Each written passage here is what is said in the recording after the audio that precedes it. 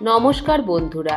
বাড়িতে সব সময় সব রকম সবজি কিন্তু একেবারেই থাকে না, কিন্তু ফ্রিজে থাকা এই 2-3 রকমের সবজি দিয়ে কিন্তু রাতের খাবারের জন্য একটি দারুণ রেসিপি খুব সহজেই বানিয়ে ফেলা যায়। এই রেসিপিটি বানাবার জন্য এখানে আমি বেশ কিছুটা পেঁয়াজ কলি নিয়ে নিয়েছি, আর নিয়ে নিয়েছি দুটো অর্ধেকটা করে রাখা ফুলকপি। আমার কাছে গোটা ফুলকপি ছিল না, তাই অর্ধেক করে রাখা দুটো ফুলকপি নিয়েছি, আর নিয়ে নিয়েছি দুটো আলু। এই পেঁয়াজ কলিগুলোকে আমি প্রথমে টুকরো করে কেটে নিচ্ছি। পেঁয়াজ কলির পেছনের দিকের অংশটাকে এইভাবে বাদ দিয়ে দেবার পরে ছোট ছোট টুকরো করে করে পেঁয়াজ কলিটাকে কেটে নিতে হবে। পেঁয়াজ কলি, ফুলকপি, আলু তিনটেকেই আমি দেখুন বন্ধুরা এই রকম লম্বা টুকরো করে কেটে নিয়েছি। ফুলকপিগুলোকেও ছোট টুকরো করে কেটেছি, আর আলুটাকেও কিন্তু ঠিক এইভাবে লম্বা টুকরো করে পাতলা করে কেটে নিয়েছি। কড়াইতে দিয়ে দিচ্ছি 2 to 3 টেবিল স্পুন মতো সর্ষের তেল। তেলটা ভালো মতো গরম হয়ে গেলে এতে 1/2 টেবিল স্পুন মতো কালো জিরে অ্যাড করে দিচ্ছি, আর ঝালের জন্য দিয়ে দিচ্ছি দুটো শুকনো লঙ্কা। কালো জিরে আর শুকনো লঙ্কাটাকে দেবার পরে 10 সেকেন্ড মতো নাড়াচাড়া করে নিচ্ছি, আর তারপরে দিয়ে দিচ্ছি লম্বা টুকরো করে কেটে রাখা আলুটাকে দেবার পরেই এখানে আমি 1/2 টেবিল স্পুন মতো নুন অ্যাড করে দিচ্ছি, যাতে আলুটা তাড়াতাড়ি নরম হয়ে আসে। আলুটা দেবার পরে মিনিট 2-3 সময় ধরে গ্যাসের ফ্লেমটাকে মিডিয়ামে রেখে হালকা লালচে লালচে করে আলুটাকে ভেজে নেব। আলুটা যখন লালচে করে ভাজা হয়ে যাচ্ছে তখন এখানে দিয়ে দিচ্ছি ছোট টুকরো করে কেটে রাখা ফুলকপিটাকে কিন্তু আগে থেকে ভাপিয়ে রাখার একদমই প্রয়োজন নেই।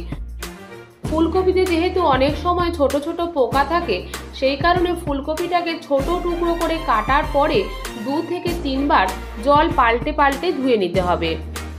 ফুলকপিটা দেওয়ার পরও মিনিট 3-4 সময় ধরে ফুলকপিটাকেও হালকা লালচে করে ভেজে নিচ্ছি। ফুলকপিটা রান্না হতে একটু সময় লাগে, সেই কারণে আলুটা লালচে করে ভাজা হয়ে যাওয়ার পরেই ফুলকপিটা আমি এখানে দিয়ে দিলাম।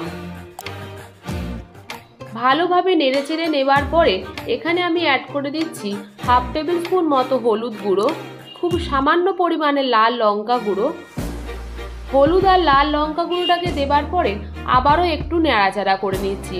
ঝালটা কিন্তু অবশ্যই আপনারা আপনাদের স্বাদ অনুযায়ী ব্যবহার করবেন। নুনটা যেহেতু আলু ভাজার সময় ব্যবহার করেছি, তাই নুনটা আমি পরে টেস্ট অনুযায়ী দিয়ে দেব।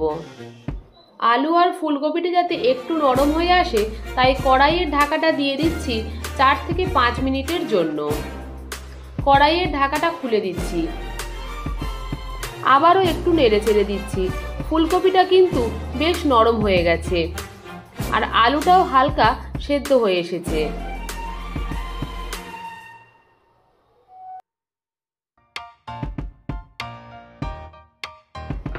এরপরে এখানে আমি দিয়ে দিচ্ছি ছোট টুকরো করে কেটে রাখা পেঁয়াজ কলিগুলোকে। পেঁয়াজ কলিটা দেবার পরও আবারও একটু সময় ভালো মতো নাড়াচাড়া করে নিচ্ছি, যাতে পেঁয়াজ কলি, আলু, ফুলকপি ভালো মতো মিশে যায়।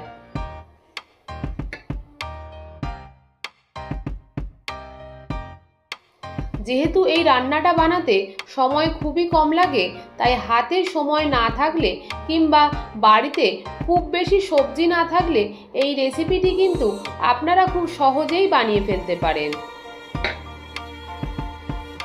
উপর থেকে দিয়ে দিচ্ছি 1/2 টেবিল স্পুন মতো নুন, আর টেস্টটাকে ব্যালেন্স করার জন্য আমি অল্প একটু চিনি অ্যাড করে দিচ্ছি। চিনিটা কিন্তু অবশ্যই আপনারা অ্যাভয়েডও করতে পারেন। চিনিটাকে দেবার পরে আবারও একটু নেড়ে চেড়ে দিচ্ছি। কড়াইয়ের ঢাকাটা দিয়ে দিচ্ছি 10 মিনিটের জন্য। 10 মিনিট পরেই বন্ধুরা কড়াইয়ের ঢাকাটা খুলে দিচ্ছি। দেখুন রেসিপিটি কিন্তু প্রায় হয়েই এসেছে। এই 10 মিনিটের মধ্যে আমি ঢাকাটা খুলে 1 থেকে 2 বার নেড়ে দিয়েছিলাম।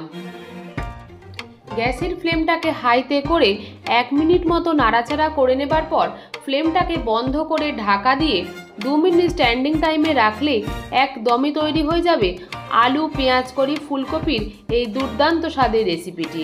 এই রেসিপিটি কিন্তু আপনারা লুচি, রুটি, পরোটা কিংবা ভাতের প্রথম পাতেও ট্রাই করে দেখতে পারেন, খেতে ভীষণই ভালো লাগে। আমার এই রেসিপি যদি আপনাদের ভালো লেগে থাকে প্লিজ ভিডিওটিকে একটা লাইক করুন, শেয়ার করুন, আর আমার চ্যানেলের নতুন বন্ধু হয়ে থাকলে চ্যানেলটিকে প্লিজ সাবস্ক্রাইব করুন। ধন্যবাদ। ভালো থাকবেন, সুস্থ থাকবেন।